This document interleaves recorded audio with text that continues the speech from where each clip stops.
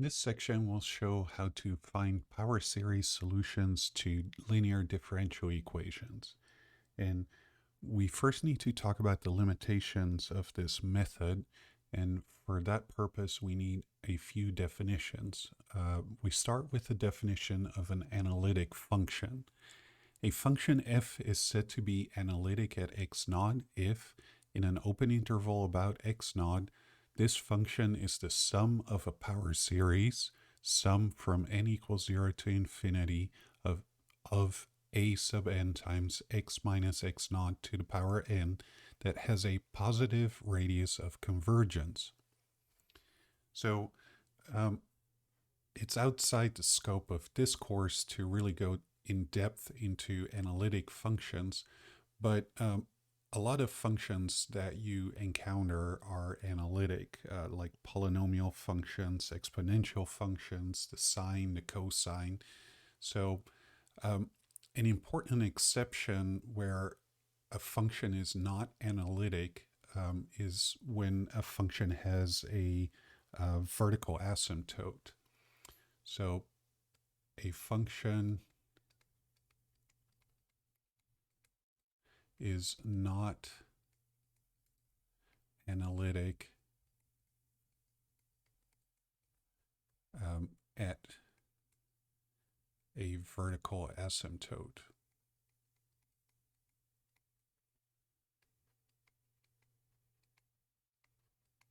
Because the function does not behave nice enough for the power series to exist there.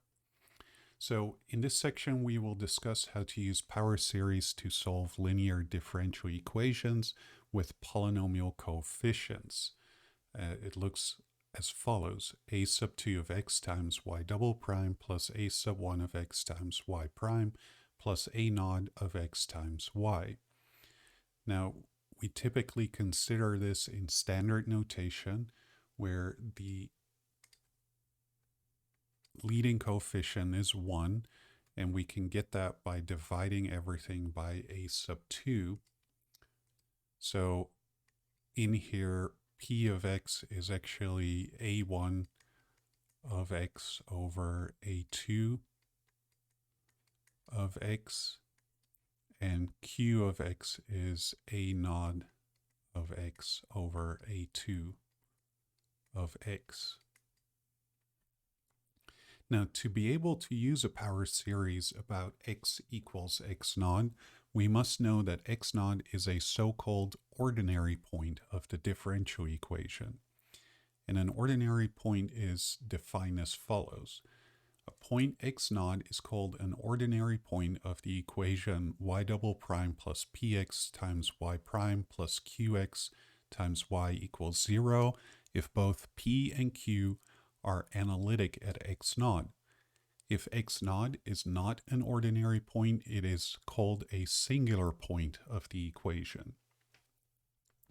So let's determine the singular points of the differential equation x times y double prime plus x times 1 minus x to the power negative 1 times y prime plus sine of x times y equals 0. So let's write this in standard notation. And if we want to write this in standard notation, our leading coefficient has to equal 1. So we see that our leading coefficient here is actually x, so we have to divide everything by x in our equation. So we get y double prime plus, and then x over 1 minus x, and then we divide that by our original leading coefficient x, and then plus, that's times y prime plus, and then we have sine of x over x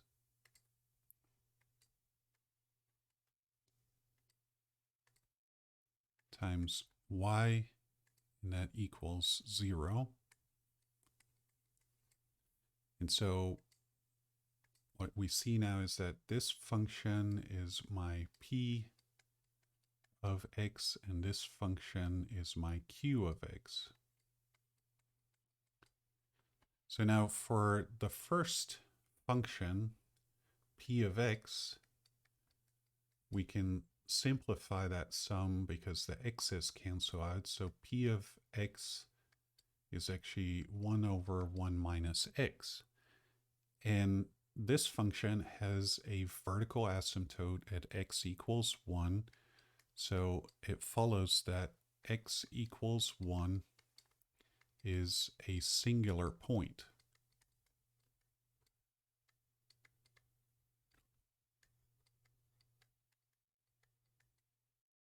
So we cannot use a power series to solve this differential equation around x equals 1. Now for q of x, it seems at first glance that we might have a singular point at x equals 0. However, sine of x can be written in its power series expansion as follows. So we can write sine of x is x minus x cubed over 3 factorial plus x to the power 5 over 5 factorial minus etc. And then all of that divided by x. And now you can see that each of the terms here in this series has an x.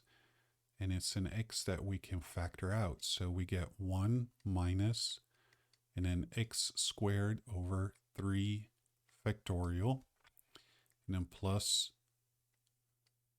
x to the power 5 over 5 factorial. Sorry, that's x to the power 4.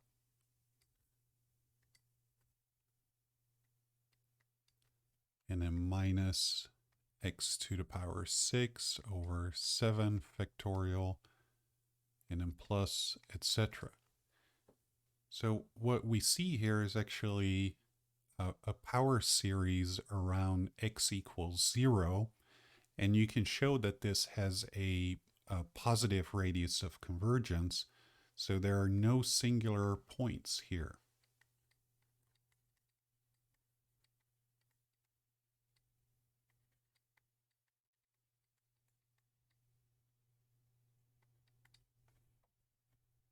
So the only singular point for this differential equation is x equals 1. So in the next video, I'll show some examples or show an example of how to use these power series to solve a differential equation.